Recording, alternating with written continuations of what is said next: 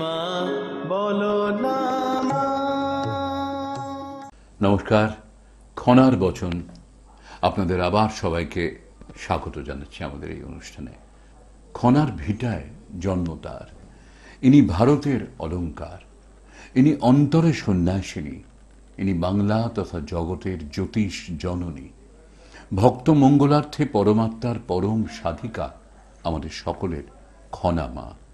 প্রতি শুভ যোগে ব্রহ্মময়ীর তপস্যা, উগ্রতারা, দশমহাবিদ্যা, নবগ্রহ, অর্ধনারীশ্বর, পারিজাত নীল সরস্বতীর মহাযজ্ঞ করেন খনামা। দেশে বিদেশে তার অগণিত ভক্ত, যারা যোগতন্ত্র দ্বারা উপকৃত। সুদীর্ঘ সময় জুড়ে খনামা নানা অসাধ্য সাধন করেছেন। তন্ত্র, যোগ, জ্যোতিষে তিনি চিরকালই পারদর্শিনী। পরমাত্মার একমাত্র সাধিকা খনামা তার গুরু মহাযোগী ত্রৈলঙ্গ স্বামীর কৃপায় স্বমহিমায় জলে ভাসমান অবস্থায় সুদীর্ঘ সময় তপস্যা করেন মানব কল্যাণে। এই মহাশক্তি বলেই বাস্তুজনিত বিবিধ সমস্যার অত্যন্ত দ্রুত সমাধান করেন খনামা।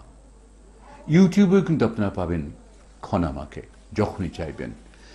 আপনারা জানেন তো, খনামার একটি বই প্রকাশিত হয়েছে, জীবনচক্রে জ্যোতিষ, প্রভাব ও প্রতিকার। যারা সরাসরি যোগাযোগ করতে পারছেন না বা ফোনেও পাচ্ছেন না, তারা কিন্তু ওই বইটি সংগ্রহ করে যদি পড়েন, দেখবেন পাতায় পাতায় সমস্যারও উল্লেখ আছে, সমাধানও রয়েছে। অবশ্য আজকে আমাদের এই খনার বচন অনুষ্ঠানে বই পড়া নয়, সরাসরি আমাদের কাছে খনামা। একদম তোমাকে এবং তোমাদের সকলের জন্য প্রাণ ভরা ভালোবাসা নিয়ে আজ এখানে চলে আসা।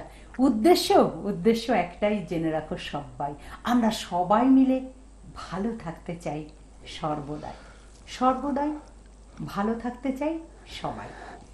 একা ভালো থাকা নয়, সকলে মিলে একত্রিতভাবে ভালো থাকতে হয়।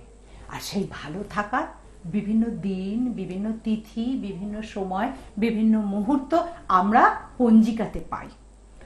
বিভিন্ন তিথি অনুযায়ী আমরা ব্রত করি, তাই বিভিন্ন রকম ক্রিয়া করতে চাই যাতে ভালো থাকতে পারি। তাই সেই ভালো থাকার বিভিন্ন ক্রিয়া, বিভিন্ন উপায়, বিভিন্ন রকম মঙ্গলজনক কাজ, গৃহের অমঙ্গলকে দূর করা এবং মঙ্গলজনক কাজ করে, ক্রিয়া করে গৃহকে শুভ থেকে শুভতম নিয়ে পৌঁছানো, এটাই আমাদের প্রয়োজন প্রত্যেকের।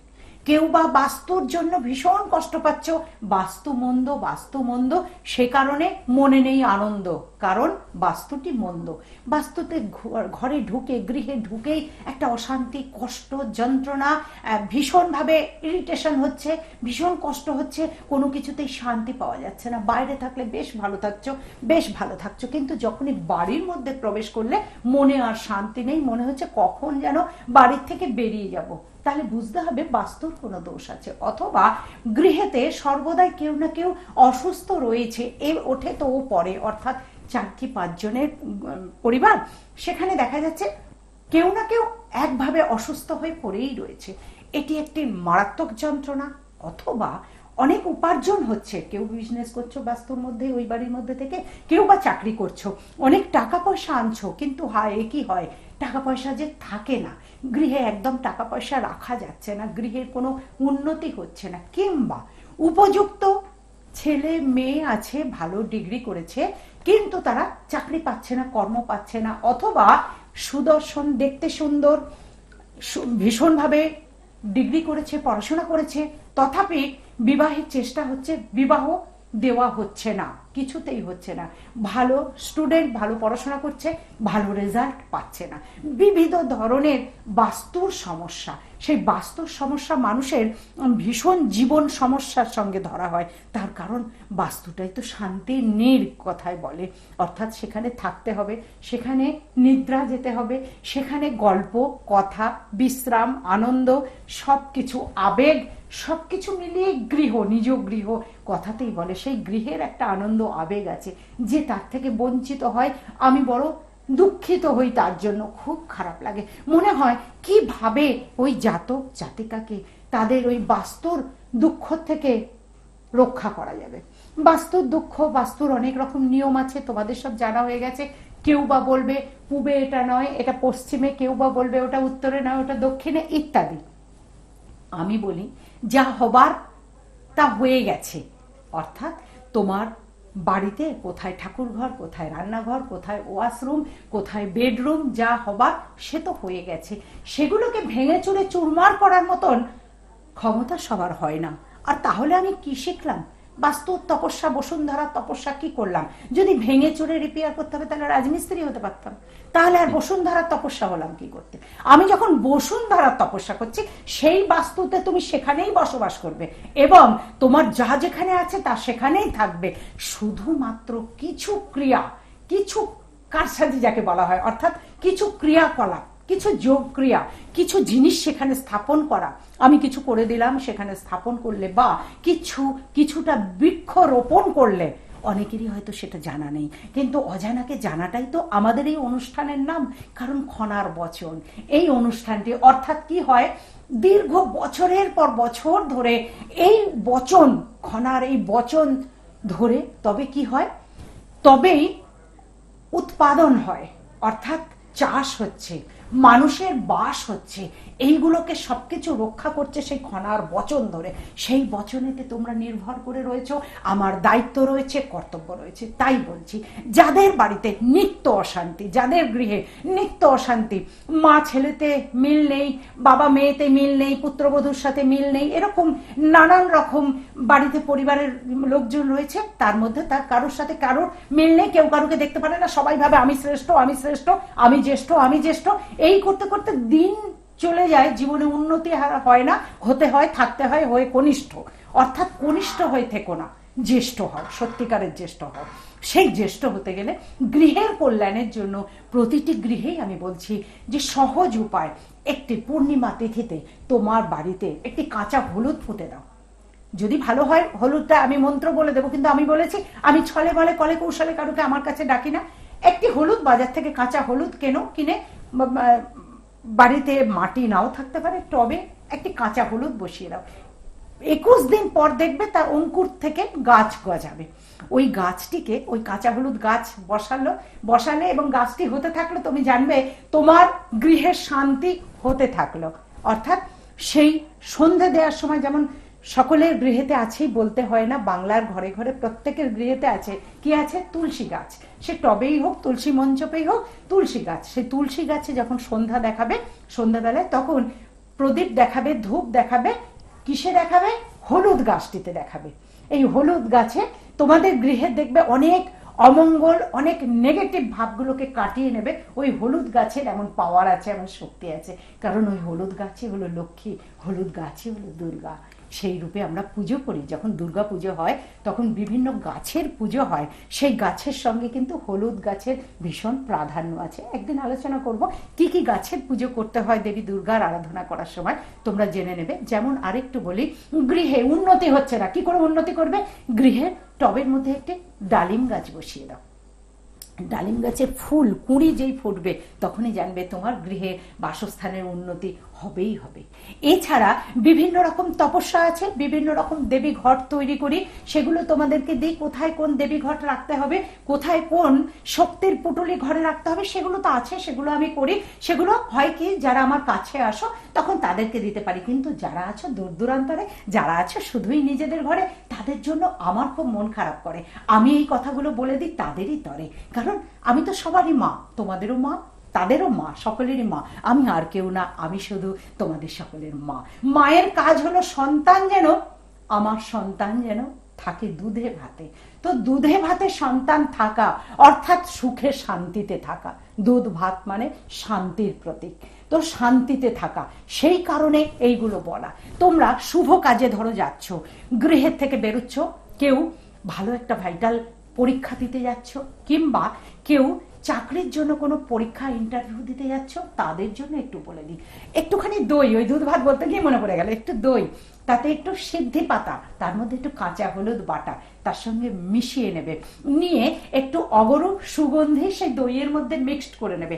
সাদা চন্দন একটু গুঁড়ে নিয়ে তার মধ্যে মিক্সড করে নেবে।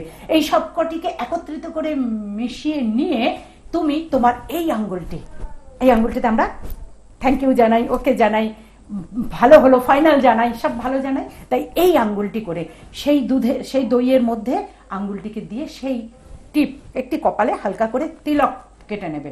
নেয়ার সময় মন্ত্রটি বলবে ওম ধ্রং হ্রিং শ্রিং লতিপ্রিয়ে স্বাহা। তোমরা জানো লক্ষ্মী দেবীর একটি বীজ মন্ত্র, এতে লক্ষ্মী দেবী ভীষণ ভীষণ প্রসন্ন হন। আমি তোমাদের বসে বসে প্যান্ট শার্ট খুলে ধুতি পরে নামাবলী গায়ে দিয়ে অনেক কিছু বলছি না, বললেও সবার পক্ষে সম্ভব নয়। সহজভাবে কিছু করলে যাতে জীবনে উন্নতিটা হয় সেই দিকে আমার লক্ষ্য, সেই জন্য বলা। তো দইয়ের ফোঁটাটি দেবে, দিয়ে মন্ত্রটি বলবে ওম ধ্রং হ্রিং শ্রিং রতিপ্রিয়ে স্বাহা। এই মন্ত্রটি বলবে, দেখবে পরীক্ষা ভালো হবে, ইন্টারভিউ ভালো হবে। এমনকি যাদের বদলির সমস্যা চলছে, যে ট্রান্সফার হয়ে যেতে হবে, সেই সময় তোমরা যদি অফিসে যাওয়ার সময় ওই দইয়ের তিলকটি একটুখানি ফোঁটা দিয়ে আর যদি অফিসে যাও, দেখবে বদলি চাইছো না তো সেই বদলিটি ক্যান্সেল হয়ে যাবে। আবার আছে বদলি চাইছো, ট্রান্সফার চাইছো, থাকলে হলে সুবিধা হয়, তার জন্য অন্যদিন বলে দেবো, অন্য মন্ত্র আছে তার জন্য, যাতে বদলি হয়। কেউ চায় ট্রান্সফার, কেউ চায় না। আমাদের কাছে বিভিন্নতম মানুষ আসে, তাদের ছক দেখে বলি, যাদের ছক থাকে না তাদের বলি হাত দেখে বলা।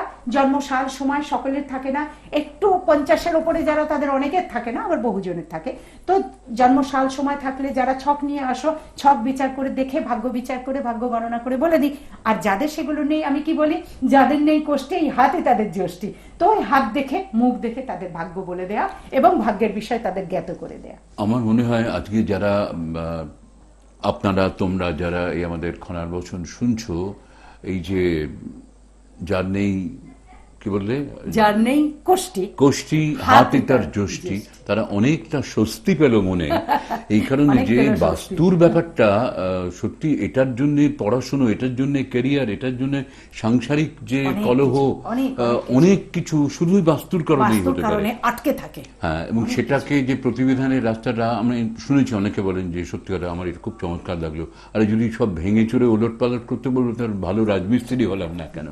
এইটা কিন্তু সকলের কাছে আমার মনে হয় খুব একটা আশার বাণী নিয়ে এলো, যে আমি যে অবস্থায় আছি, সামান্য কিছু ক্রিয়াকলাপ করে যদি আমি সেই পরম কাঙ্ক্ষিত শান্তিটাকে আমার সংসারে প্রতিষ্ঠিত করতে পারি, এর চাইতে বড় আর কি হতে পারে।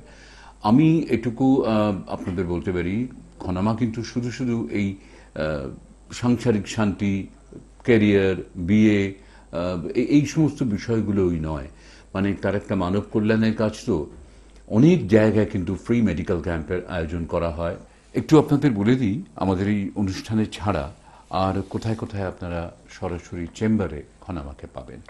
বারাসাতের যশোর রোডে হাটখোলা মোড়ে পুরনো শিব মন্দিরের কাছে বিবেকানন্দ অ্যাপার্টমেন্টের 3 তলায়। প্রত্যেক শুক্রবার বনহুগলি পেট্রোল পাম্প স্টপেজে অর্থোপেডিক হসপিটালের সামনে 28 নম্বর ঋষি অরবিন্দ সরণিতে পাবেন খনামাকে। প্রত্যেক শনিবার পাবেন ঢাকুরিয়ায় 5 নম্বর কালীবাড়ি লেনে, ঠিক ঢাকুরিয়া কালী মন্দিরের কাছেই। যারা মাকে ফোনে যোগাযোগ করতে চান তারা ফোন করবেন 9831058429 এই নাম্বারে, বিশেষ করে এই দূরবর্তী এলাকাগুলো থেকে। আর কাছাকাছি যারা আছেন তাদের ফোনের নাম্বার হচ্ছে 9831070429। একেবারে শেষ পর্যায়ে আমরা চলে এসেছি। একদম মনের কথা বলে যেতেই হবে এখন চলে। বহু আশা নিয়ে আমি এলাম এই পৃথিবীতে, মানুষের মাঝে ভগবান আছে সেটি খুঁজে দিতে। তোমাদের সকলের চৈতন্য হোক, তোমাদের সকলের মঙ্গল হোক, মঙ্গলময় ঈশ্বর সদাই তোমাদের সঙ্গে থাকুন। তোমরা সকলে অনেক ভালো থাকো, অনেক ভালো থাকো, অনেক ভালো থাকো।